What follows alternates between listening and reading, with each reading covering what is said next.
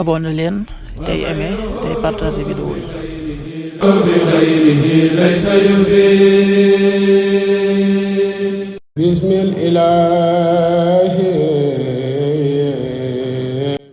asalaamaaleykum mbokk yi, tey la gaawu fukki fan ak ñeent ci dul qiyada muy weeru diggi tabaski di fukkeelu weer ak benn ci atum junni ak ñeenti téeméer ak ñeent fukk ak juróom-ñaar ci gàddaay yonent bi sallallahu alayhi wa sallam dëppoo ñaari fan ci weeru mee ci atum ñaari junni ak ñaar fukk ak juróom-benn.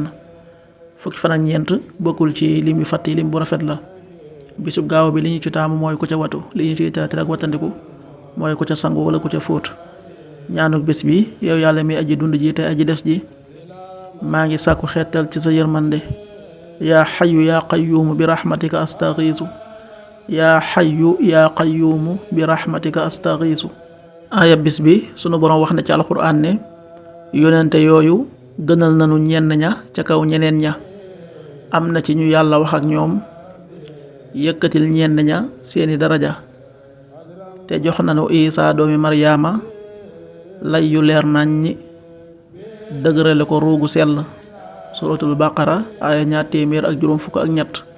tilka rusulu faddalna ba'dahum ala ba'd minhum man kallama allahu wa rafa'a ba'dahum darajat wa aatayna Isa ibna Maryama al-bayyinati wa ayyadnahu bi ruuhil qudus. sadaqallahul azim. xadiisu bis bi, yonent bi sallallahu alayhi wa sallam nee na: joxal kóolute jëme ci ñi la wóolu te bul wor ku la wor. xadiis bi Abu Daawud génnee na ko. qaala rasulullahi sallallahu alayhi wa sallam: addil amaanata ila man itamanak wala taxun man xaanak. axrajahu Abu Daawud.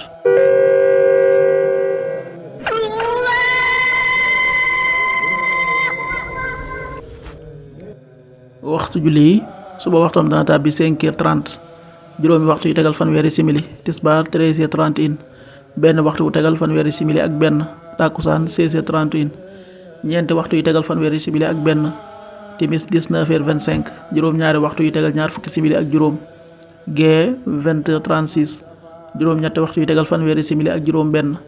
loolu mooy waxtu julli yi ci Touba ak li ko wër. bu fekkee nekkoo Touba, soo ko féetee penku ñaar fukk ak juróom-ñaari kilomètre ju ne wàññil benn simili. soo ko féetee sowwu ñaar fukk ak juróom-ñaari kilomètre ju ne yokkal benn simili. soo ko féetee Saalum wala Gànnaar téeméeri kilomètre ju ne yokkal benn simili. jant bi dana fenk 6h45, juróom benn waxtu yu tegal ñeent fukki simili ak juróom. di so 19h21, juróom-ñaari waxtu yu tegal ñaar fukki simili ak benn. yàlla na nu yàlla nangul te nangul leen amin.